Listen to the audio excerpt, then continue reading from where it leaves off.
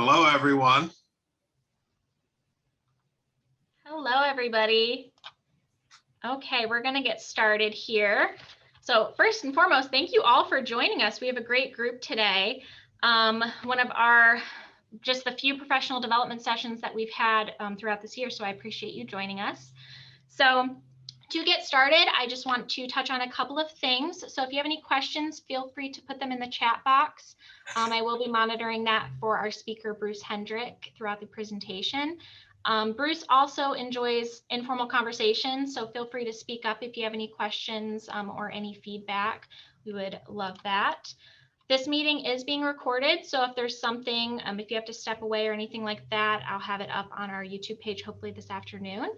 And just to get right into it, I want to briefly introduce our speaker, Bruce Hendrick, on some of what he's accomplished and his history and his career. So he is a senior business trainer and coach with over 32 years of experience of running companies and teams of all kinds. And Bruce has developed powerful trust building and leadership insight, which he used to launch Building Trust in 2008. And he trains coaches and speaks nationally on these subjects, such as what we're going to be hearing about today with Picking Wise Battles on Mountains and Molehills. And he strengthens business relationships and helps get more done with less stress, which we all love. So, and he's taught and consulted with thousands of people. So we're very excited to have Bruce here today speaking with us. And without further ado, I will pass it right over to you, Bruce, so we have plenty of time for conversation. Great. Well, thank you, Katie, and I appreciate the opportunity to talk with everybody here today. Today's going to be very informal, and because I know that we've all had enough Zoom meetings. So let's make it as casual and as relaxed as possible. I will be sharing a PowerPoint, not my favorite vehicle for communication. I love to stand in front of folks with conversation, and also doing a lot of in-person teaching and workshops and things. I also do some coaching as well. So if you have any concerns or questions as I go along, by all means, bring it up in the chat room. All right, but we got some things to cover, so I'm going to go ahead and do that. All right, so let me share my screen here. Yeah. Okay, so hopefully you guys can all see that. So today's topic is going to be on picking wise battles, mountains and molehills. This is the context that we're going to be talking about. And so let's just jump right in. So let's see, how do we get this thing to cooperate? Here we go. So today's topics, we're going to talk about the battles worth fighting in your organizations. We're going to call those mountains. We're going to talk a few minutes about how to fight fair. You know, the company that I run, Building Trust, is all about trust building in all of its different manifestations. Most of the skill building that I work on has to do with interpersonal communications and leadership.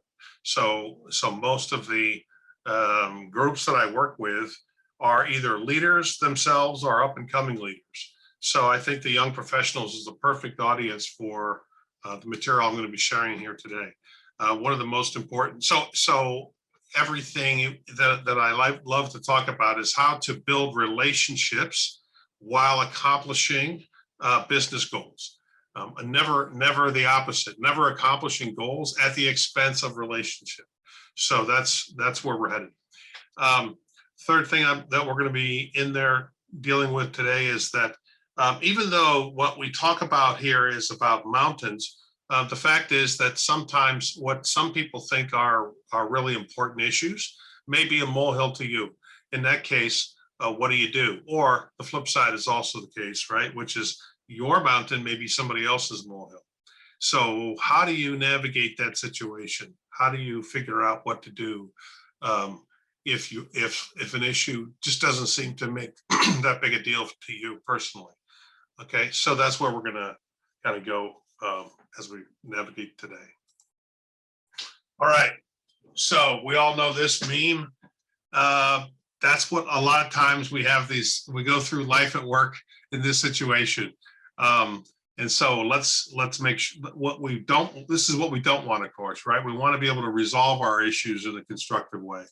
So first thing I like to do is kind of present this overview of the kinds of things that a high trust organization has and a low trust organization has.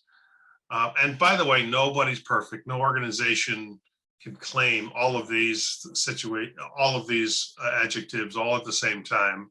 And no organization is always dealing with the low trust side of the equation either, all the time. There are pockets of good and there are pockets of challenge, no matter what organization you're in. But I share this right up at the beginning, and of course Katie will have these slides to share with everybody afterwards, so you don't have to take notes. I share these so that you can kind of do a quick pulse check on where your organization or your team might be on the scale. It's really helpful to kind of assess, just kind of like, where are you or where are we in our even our little team, our department, or our organization as a whole, in terms of how trust is doing. Because if trust is low, then there are lots of other consequences, and so that's why I spend so much time dealing with organizations all over the county in this whole core area of trust. You know, Patrick Lencioni in his famous book, The 5 Dysfunctions of a Team, talks about how trust is the very bottom of that triangle, or that triangle. It's the very most important issue at the bottom. That absence of trust leads to all kinds of other dysfunction. So, but it doesn't go into a whole lot of detail on how to figure out what that looks like. This is what it looks like. So if you've got these things, obviously we want to have more high trust than low trust. All right, well, how do you get there if you're struggling? One of the best ways to get there is to deal with the issues that's holding the company back or the organization back. A lot of times we, especially in Wayne and Holmes counties, by the way, because I've been working here for quite a long time, is what I call, we polite all over each other, which is one way of saying we have a tendency to kind of pull our punches and act like everything's fine, when in fact we've got some icky or challenging conversations we don't really deal with. And that's, of course, where we're headed right now. All right, so the first thing I want to throw out there is, you know, nobody wakes up in the morning and says, boy, I can't wait to go deal with this hard issue, this conflict. I've never met anyone who wants to have conflict. So because we get nervous about it, we think we're might screw it up, or we might have some kind of emotional outburst. But and so that holds us back, and so we kind of like wait and we don't deal with the issue. What I highly recommend is that we kind of leave that mental picture at the door and realize that conflict is growth trying to happen. A great quote here that is really helpful. On the other side of the conflict is growth, is relief, is movement forward. Instead of that self-talk that keeps us from from dealing with the issue, instead we need a self-talk that allows us to kind of plow into it. You know, another really helpful visual is this one here. Every relationship, every organization, every team goes through this very predictable sequence of events. It happens with a marriage, it happens with children, it happens everywhere, even with churches. You go through a stage of harmony where people are getting along and things are moving extremely well. And then you go through some kind of a period of disharmony where there's difficulties. You work through the disharmony to get to another higher level of harmony. And then in order to get to a higher level of harmony, you got to deal with the difficult issues that are in front of you. This is normal. This is natural. You can't jump from one level of harmony to another level of harmony without going through disharmony. A lot of people want to always kind of work it out so that nobody gets upset or nobody deals with difficult issues, but that's not how life works. So just realize that it's going to be a little uncomfortable, but that makes it healthy, not unhealthy. Unhealthy is we just pretend like everything's fine all the time, and the real issues that need to be resolved stay unresolved. But you guys signed up for this, so obviously you realize there are issues that need to be worked through. So let's keep going. I guess I did include this just for one last visual, because I'm a visual guy. There's an issue, we kind of walk up to it, and then we, instead of dealing with it, we kind of walk around it and hope that there's another better entry point, and it never really materializes. That's what that first or the top graph or image signifies. And then eventually we lose the effort. The issue has gotten so big or so complex that we eventually just leave it alone and just keep moving. Instead, what we want to do, there's an issue with a person or a business challenge, we want to go right into it, meet the other person, work through the issue, and then emerge out the other side unified. It's faster. It's more. You feel like you've got someone who can work with you shoulder to shoulder. A lot less stress. That short period of time where you're actually working through the issue is so much more vibrant and alive than that long period of avoidance, which is so common in organizations today. And by the way, the last 18 months of pandemic distance hasn't helped the matter, right? So a lot of us, in fact, I hear it quite frequently, that being so far away from each other has allowed some of these avoidance, habits that we've gotten into only to get even worse, because we don't have to deal with each other. We can pretend and be nice on a video screen without having to get in there and really resolve things.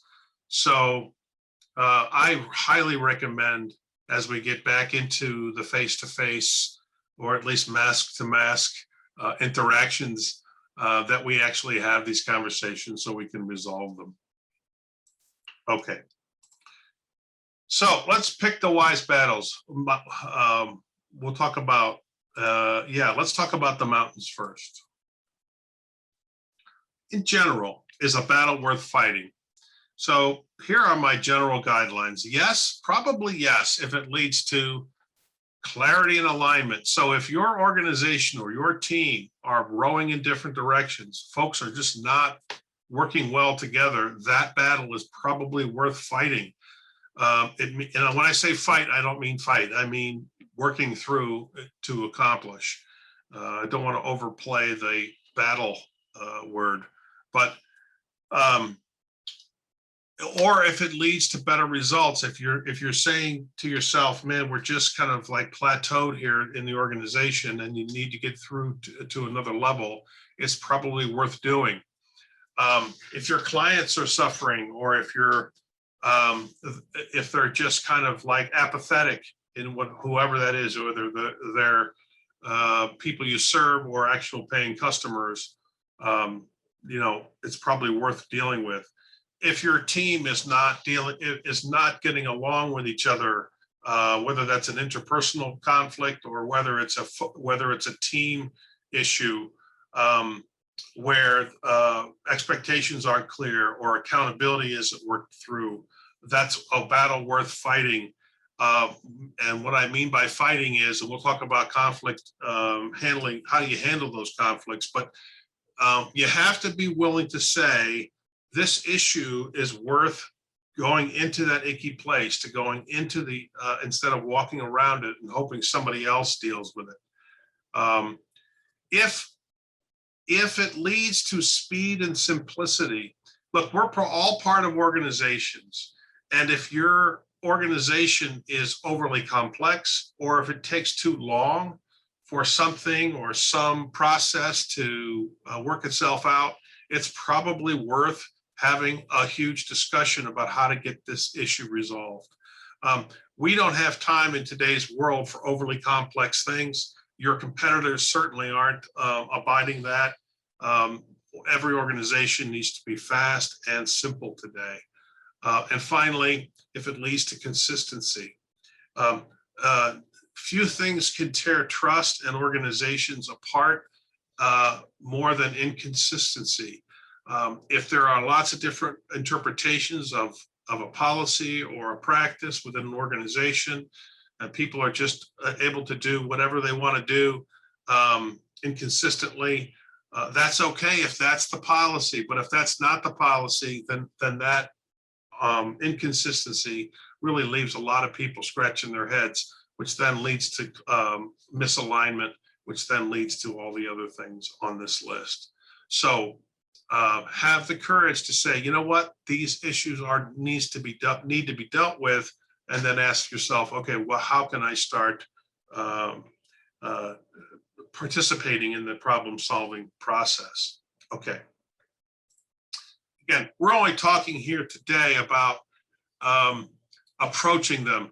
We're not going to spend, we only have a limited time today, so we're not going to be talking too much about the actual resolution process. That's what my other workshops and team trainings are for. All right, 10 battles, I say almost always worth fighting. Being more specific now. First of all, number one, when we're losing money, time, hassle, or mojo. All right, that's another way of saying when we're losing any of these things, our fundamental organizational health is at risk. So that's a great number one, just real clear. If we're losing any of these four things, we probably ought to be dealing with it. It's not a molehill, in other words. It's not something we just let it go.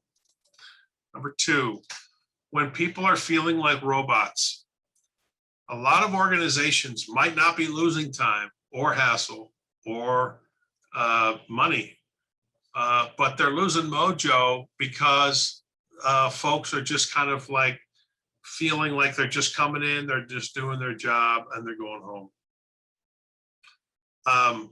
This is not okay for an organization who really wants to keep their best people, or if they want to get the most, not only get the most out of them, but to help them grow and to have them meet their needs individually for the long run. Allowing people to feel like robots, you know what I mean by robots, feeling undervalued for any length of time is definitely not okay. And you don't have to be a member of leadership for you to sense that this is happening. In fact, sometimes leadership is the last to understand that it's happening. When this happens and you see it, agitate for change. Okay, number three, when resistance to change goes underground, is a battle worth fighting. When an organization has the kind of environment where when people have a hard time dealing with change, or they don't like the change that's necessary for the business, or they just don't like the change that's coming for whatever reason, and they don't have a voice to make an impact or even be heard, then oftentimes that resistance goes underground. And it becomes really toxic within the organization. It's not enough to get just compliance anymore. That was true maybe back in the 60s and the 70s. But if your organization tolerates just compliance with a policy, but it doesn't really work to get buy-in, then you've got a lot of opportunity for trust to really erode pretty quickly. So that's a battle worth fighting. And by the, if anybody's got questions as we go, like I said, feel free to get my attention. Number four, when people don't know how a change affects them, not necessarily related to resistance, but change is happening so fast within organizations these days that a lot of people don't even understand how change is affecting them. If folks don't understand how change affects them, then they can't join the party to help to move the change forward. And when that happens, then they're either left in the dust or they're actually working against how the organization is trying to make a difference. And that will lead to all the other mountains that I have mentioned up to this point.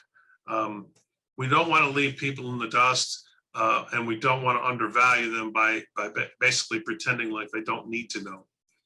So that's also a battle worth fighting. And then number 5, when a change doesn't match the culture. This one's a little less obvious, but for example, if we say to an organization that one of our core values is teamwork and participation, but we manage by edict, then that change doesn't match the culture. Or if we talk about, a client-driven or a sales-driven organization, but all the decisions within the organization are operations focused, so that we have everything, so we make the accounting people happy, but sales and customer service always seem to be playing catch up to, or trying to accommodate the operations side of the business. We really need to have those conversations out loud in public in a way that pushes the organization to deal with these fundamental dichotomies where we can align ourselves and get clear so that we don't have these ongoing issues. When I say in public, I don't mean to embarrass anyone. I don't love grandstanding kinds of public problem resolution, but I do mean let's not hide the issue or pretend that that issue doesn't exist. All right.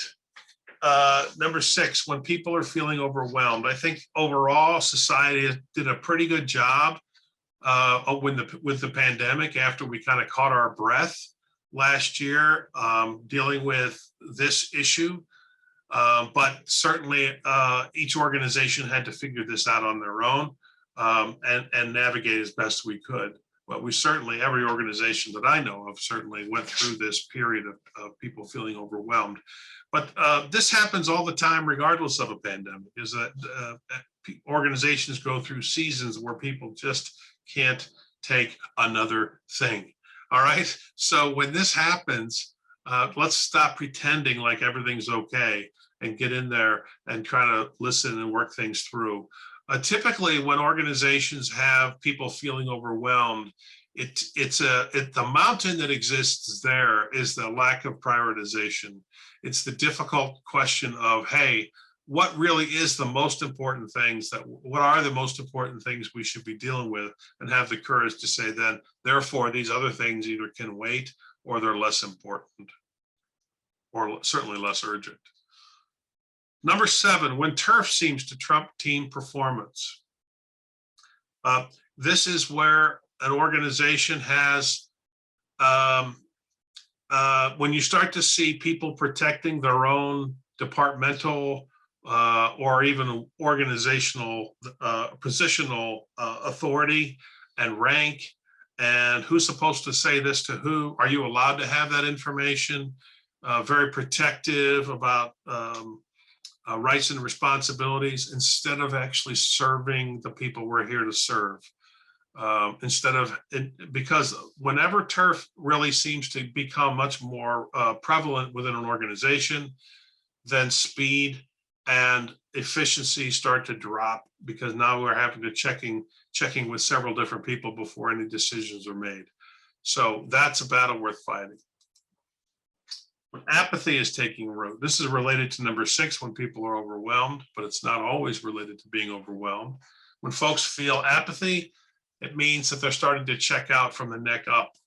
If they need to pay their groceries, then they're not going to leave, but they're going to stick around. But they're just calling it in. And that is a horrible way. Eventually, there's going to be a big price to pay for that apathy within the organization.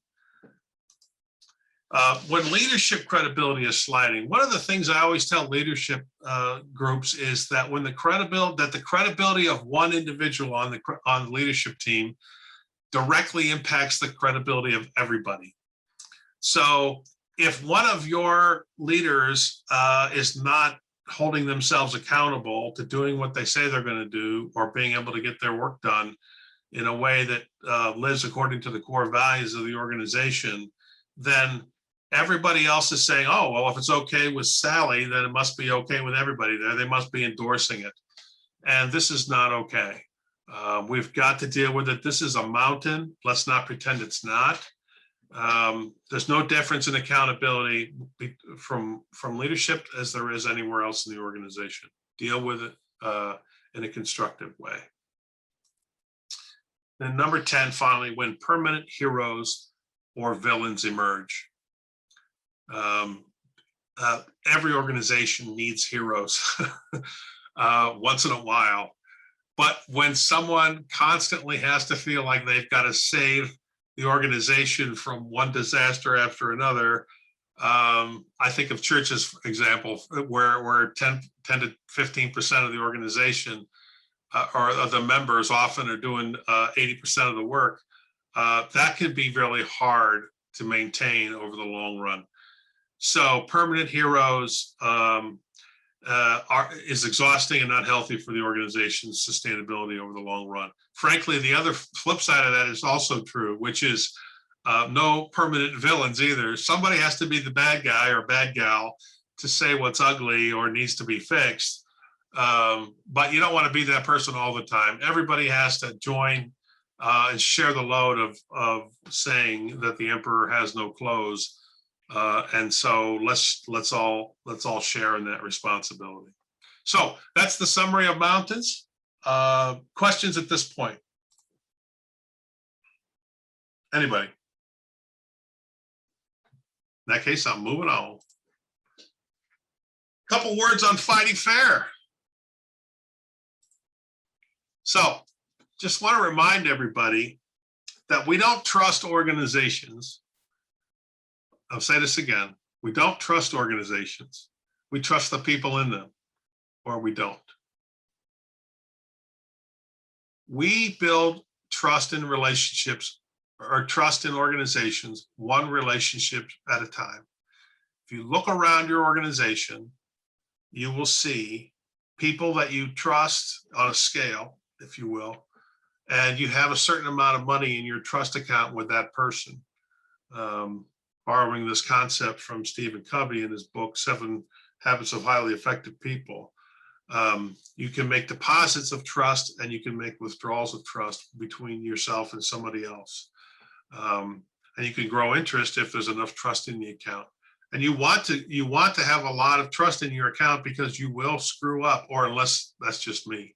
I will make a mistake and forget to do something I said I was going to do. I just hope I have enough trust there that I get the benefit of the doubt that one mistake is not going to take my account all the way to zero with you. So don't forget that within the context of solving issues and problems within an organization, you want to be building trust at a relationship level all the time, so that when you do have time, when it's time to go deal with some of these icky issues, those relationships exist. And so you can build on that trust that already exists to go into those difficult problems. It's really hard if you don't have those kind of relationship, any kind of relationship already built with people, to then when the going gets tough, to have that hard conversation, because you've got all this emotional baggage between you that needs to get resolved first. And that's why people walk around problems instead of through them. I do a 2-day workshop just on how to have constructive conversations and build trust at a relationship level. All right. Real quick, when I say deal with the mountains, what I'm talking about very specifically is dealing with them in an open, specific way. So what I mean here is you have choices when you go to deal with them, and you can collaborate, of course. You can compete, like, hey, I know the whole organization is headed in one direction, but I really want us to go a different direction, and I want you guys to hear me out. I may not win, but I want to compete over the right way to go here. And I need to say this, or it's not going to be said. That's really valuable. Being assertive is really valuable for the organization. You can compromise if you need to, but that's a settling for someplace in the middle. You can accommodate. You can say, you know what, this issue is not worth having a big, huge fight about. That's kind of like allowing someone to have their way. That's a perfectly legitimate way to deal with conflict, as long as you're not constantly accommodating and never get your needs dealt with. And avoid is also a way to deal with something, but you don't do it over the long run. You might say, you know what, right now, today is not the time to deal with this issue. We'll wait until there's a more constructive way to deal with it. But don't avoid things over the long run, of course. I'm just saying you have lots of options on how to deal with conflict. You don't have to always think you have to spend weeks and weeks and weeks in some kind of a committee meeting to deal with the issue. You can do it in lots of ways. Another great way to fight fair is to use the what I see approach. A lot of times when people think about how to, they think there might be some big storm approaching, or they get emotional when it comes to problem solving these mountains. A wonderful way to approach it is to say, here's what I see might happen if we continue down this path. You can say this to your boss, you can say this to your spouse, you can say this to your sister, it doesn't really matter. And allow that, your wisdom, your vision to be out on the table without making a speech, without being preachy, but you allow them to hear what you see. It doesn't mean that it needs to be a big emotional thing. What I see, it's a great way to fight fair. That way you keep the you shoulds out of it, or we shoulds, and allows it to be a very open dialogue. And then they can share back with you, well, here's what I see. And then maybe between the two of you or the three of you, however it works, you can then find some way to navigate the whole situation. All right. A couple words on molehills. Yeah, so molehills really comes down to a couple things. A molehill is a situation where you've decided that somebody else is worked up about something, or you're worked up about something, but it's not really all that important when it comes down to it. It's not all those other things we talked about, all those heady things that have big organizational impact. It might be an issue of personal choice for another individual. It might be an issue that is frustrating, but not that big a deal. I can think of a few examples over the last year. There might be, I think of masks, for example. There were various times along the way where I might get upset about an organization, how they dealt with masks, or how they might get upset with us, how we dealt with masks. But really, at the end of the day, it turned out to be a molehill, because every organization dealt with it differently. And you know what? It was okay. So that might be an example of that. But at the time, it felt like a mountain, right? So even today, we're still navigating that. Every week, we're going through a different situation where how we're going to navigate the vaccine or not being vaccinated, and are the rules different, or et cetera. So anyway, detachment. I always say detachment is one of the best ways to deal with a molehill. I always also include with love, because I don't mean detachment like in go disappear. I mean detachment like I'm going to care about you as a person, but I'm going to detach from this one issue. So I use it when it's someone else's issue. We want to respond with choice rather than reacting with emotion. So someone's doing something, it really bugs me, gets under my skin. But you know what? I realize it's just a molehill. It's not that huge of a deal. Here's when I know I'm not detaching. All right. When I'm begging and I'm whining and I'm ridiculing, okay, and embarrassing and nagging, and like it says here, scheming and controlling and punishing and manipulating and scolding and threatening and coercing, etc. If I'm doing all these things, I am wound up, I'm involved, I'm stirring the pot at work, I'm getting other people involved. This whole little issue now is just growing into this big deal. If it really is a mountain and it needs to be resolved, then I have to go deal with it. If I've chosen not to deal with it, then all I'm doing is truly making a molehill into a mountain, and I'm causing a big fuss. If it's a molehill, then I need to detach from it. That's the healthiest thing possible, is learn how to detach. So the way to do that is that admit that we can't stop people from doing things if they choose to continue. Okay. And I'm going to accept my powerlessness over other people. I'm just going to accept it. You know what? Other people are going to make their choice. I'm just going to allow that to continue. That's just who they are. They made their choice. So how do you detach? Well, I say to myself, I'm responsible for my own welfare. So as long as they're not hurting me and I'm okay and my needs are being met, then they can continue to do what they need to do. I care enough to allow others to face the consequences of their choices and behavior. If they're doing something, it's a molehill, but they're doing something that might lead to some consequence, then fine. They will have to face that consequences on their own. I don't have to get drawn into this huge drama. I can let it go. So just ask myself these two questions. What are my needs beyond those of the other person? Okay, I can breathe and let this piece go. How can I take care of myself even if the other person chooses not to change? And that really helps me get some distance. My decisions are not based on the desire to control them. And that's really sometimes why I'm getting all wound up, because I'm trying to control everybody or everything around me. And then, of course, the other piece. Okay, so here's an example of detachment in action, right? So parents detach, right? Our kids, let's say our 3 or 4 year old throwing a tantrum, and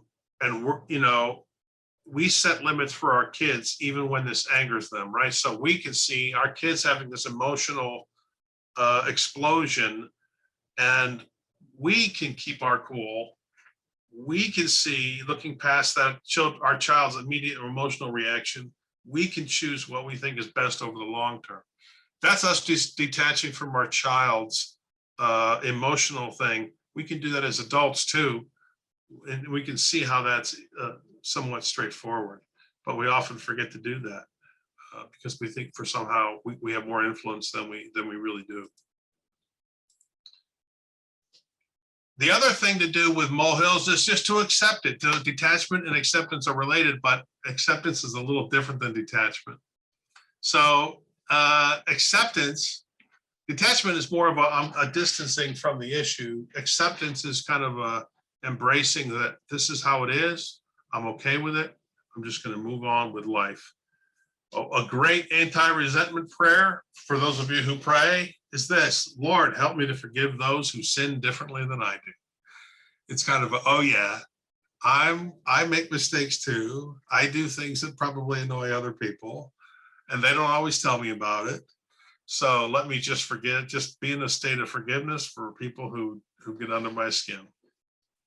And I won't hold resentments, and maybe they won't either, but I'm not worried about how they feel. So I'll just accept them for who they are. So acceptance is admitting that there are certain people and situations over which I'm totally powerless. I was, I had a roommate, or I had an office mate who talked on the phone extremely loudly in this small cubby area, drove me crazy. Asked her to, keep her voice down. She couldn't or wouldn't, or she was hard of hearing, all of the above, but it kept happening and kept happening and kept happening. Eventually I just accepted it, loved her, got some headphones, got some white noise machine, and we were fine. No sense getting all worked up, just kind of worked with it and moved on.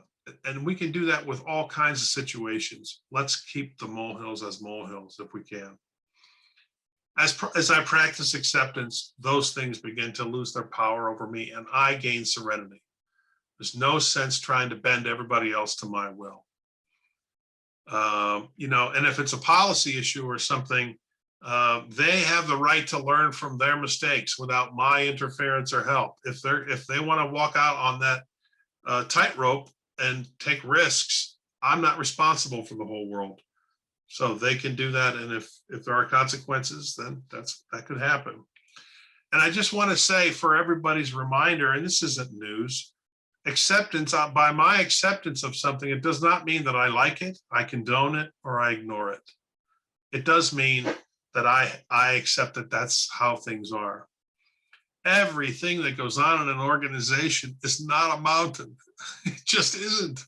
I won't have the energy to fight the real fights that need to be fought if I'm fighting molehills, guys. That's part of this conversation. If I'm going to tell you guys or advise you guys to fight the mountains, I also have to say to you, let go of the molehills, because you won't have the energy or the time to fight the big fights that need to be fought if you're also fighting all the molehills. So that's why I'm saying, let's go ahead and detach and accept the little stuff so we can fight the fights that need to be fought. And then finally accept that you're powerless to do anything about it. Yeah. All right. The best time to plant a tree is 20 years ago, right? If we want to sit under the shade of a tree, somebody should have planted that tree 20 years ago. If we want to, but that's not how life is right now. If we're in an organization and there's no shade over this issue, I guess we're going to have to jump in and deal with it. So that's why we say, okay, the second best time is right now. Let's not wait for the shade to show up. We better start planting some trees. So that's what today's conversation was about. I hope it spurred some thoughts with you guys. So I'll just open it up for questions at this point. And a little plug for a book that is available on Amazon. If you want to build trust, this is just a little daily one chapter, 1 page a day book that's out there available for you as well. All right, open it up for questions about any of this.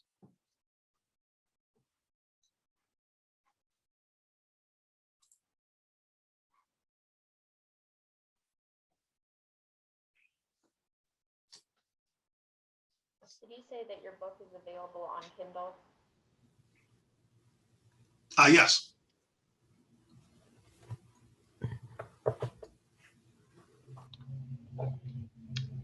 It looks like we have, I have a chat here.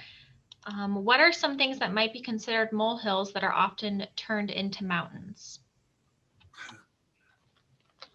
Wow, that's a good question. So it really depends on the organization.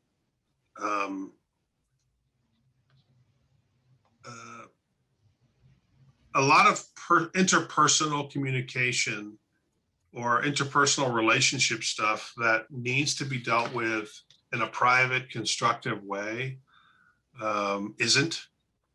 So it starts to grow arms and legs. It becomes a turf battle, or it becomes some, you know, the conflict begins to grow, and then other people become, it becomes a dirty diaper within the organization. I'll put it that way.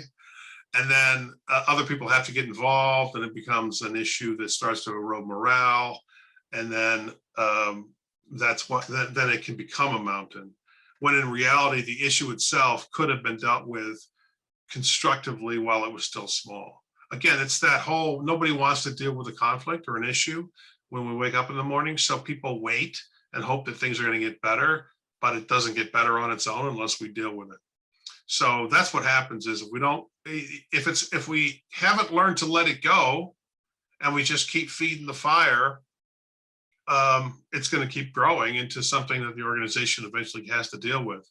But that doesn't mean that it originally was something that needed to be dealt with. as a mountain.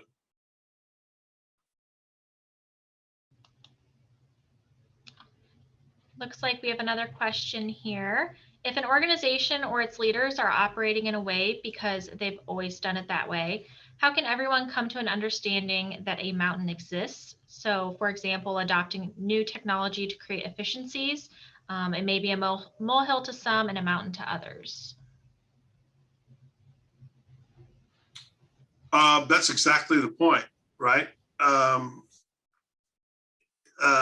Yeah, and is that every one of these issues that you're going to run into is a judgment call of, is this issue worth fighting? Which is why I kind of gave you the guidelines. Is it eroding?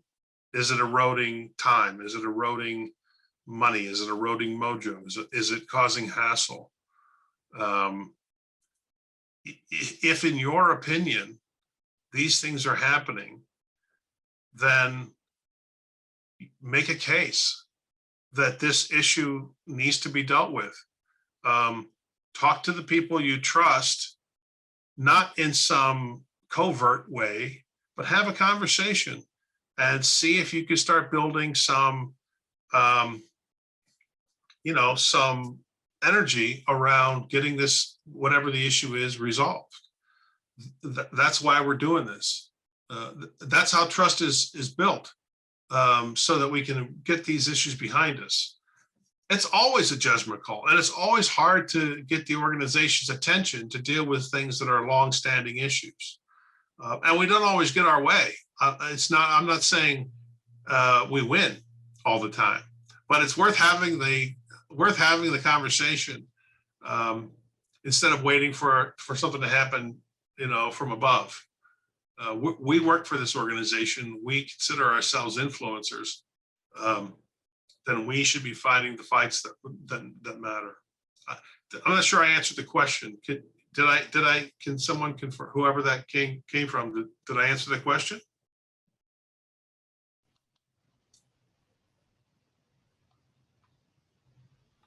I don't know if Lindsay has her audio on. Oh, yep, she responded and said yes.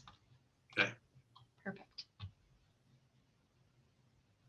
This is a very interesting dynamic of young professionals with blank screens with just your names on them.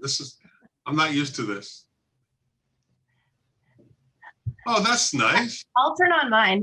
I've just been sitting here and I started to type it, and then I'm like, I don't even know what I'm trying to say, but I guess I come from an organization in agriculture. So we're a nonprofit. So we've got a lot of volunteers, but also the staff in our organization.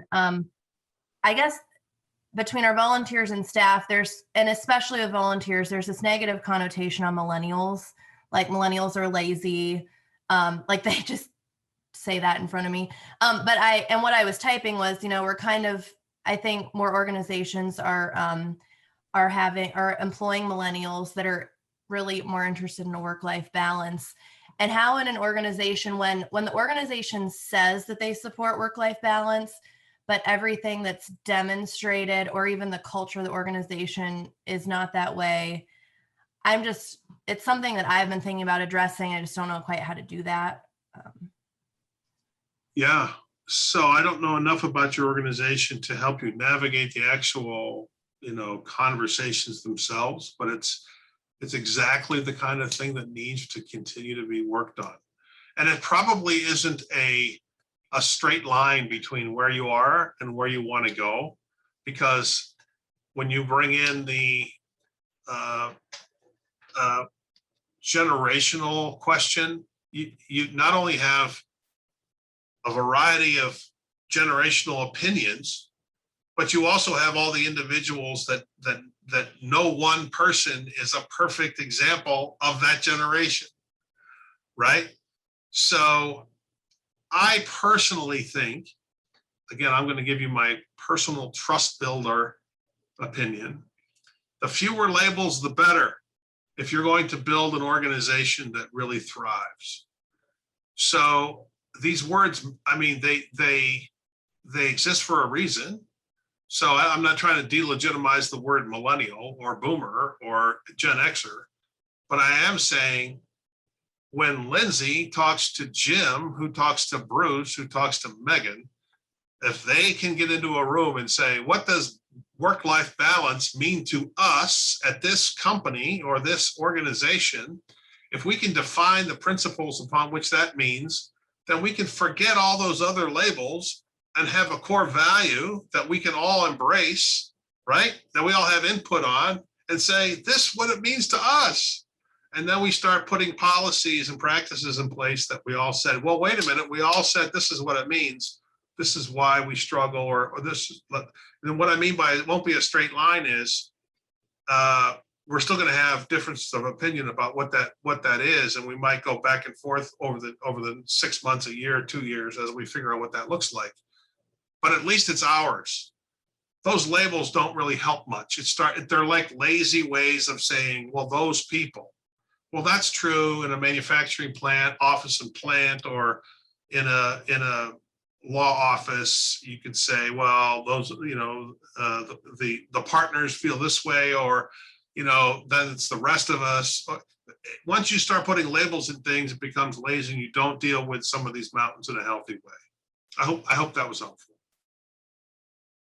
No, that is. And I think, and I don't know how many on this group are nonprofits, but it just, there's a whole other layer added. It's one thing to work as a staff to get to that point, but when you're led by boards of volunteers, they do not have to agree with anything that you've decided as a staff. And so it's kind of, but I totally agree with what you're saying. The more we can get away from labels, better. Yeah. Two of my clients today are nonprofits, and I've sat on those boards, so I know both sides of that, and I know exactly what you mean. It is very squishy, and it's a moving target. It's still worth the fight, though, because the minute we give up, that's when the apathy starts to kick in, and we say, "Well, I guess I probably don't belong here," or then we start making somebody else the bad guy, and then we get the us and them stuff that really sets in, and that's not healthy either. That's worse.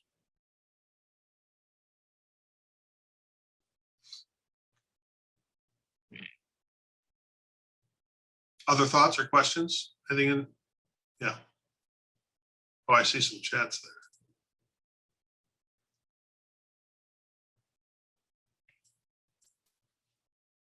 Oh, I see. That was you, Lindsay. Okay.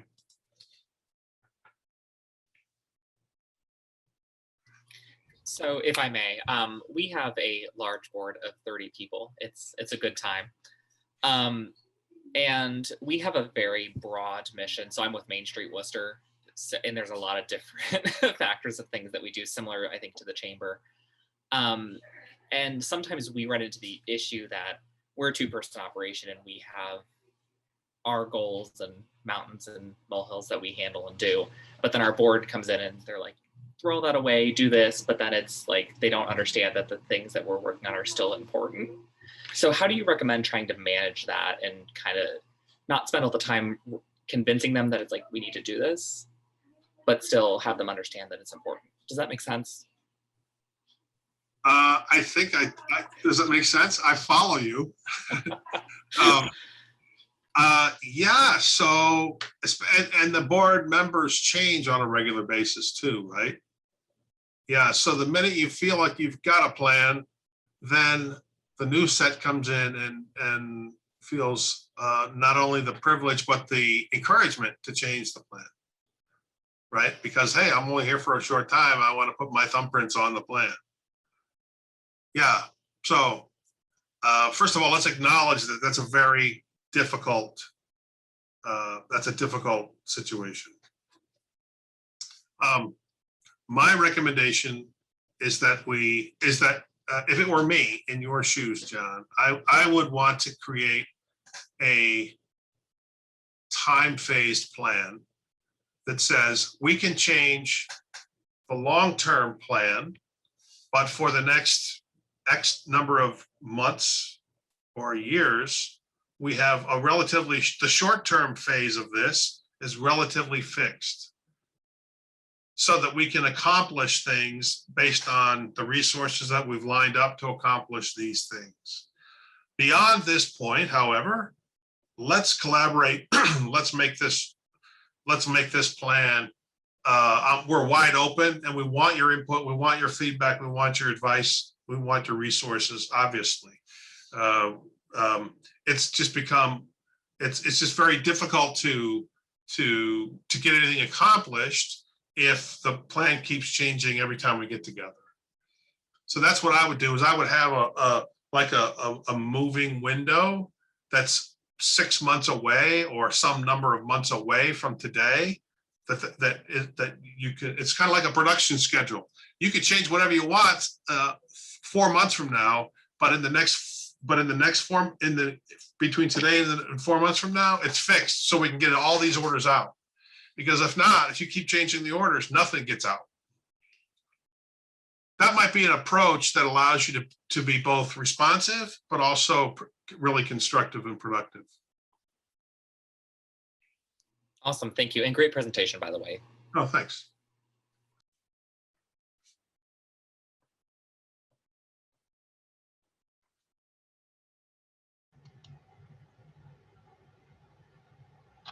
Any other questions?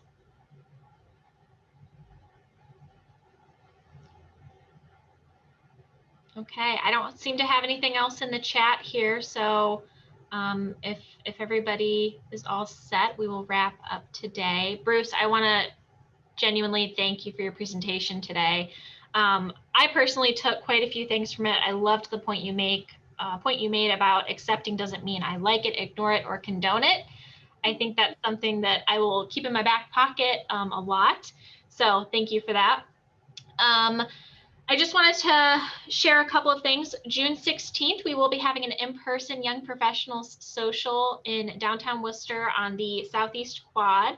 It will be a DORA social. So for those of you who do not know, DORA is a designated outdoor refreshment area. So you can go to any of the participating establishments, grab a drink, come over and mingle. So we'd love to see you there June 16th. This will be recorded, or it was recorded, and it'll be placed on our website as well as the registration for that upcoming session in downtown. So that should be up hopefully by the end of today. So Bruce, thank you again for your time. We really appreciate it. And thanks everybody for attending. It was my pleasure. Thanks, everybody.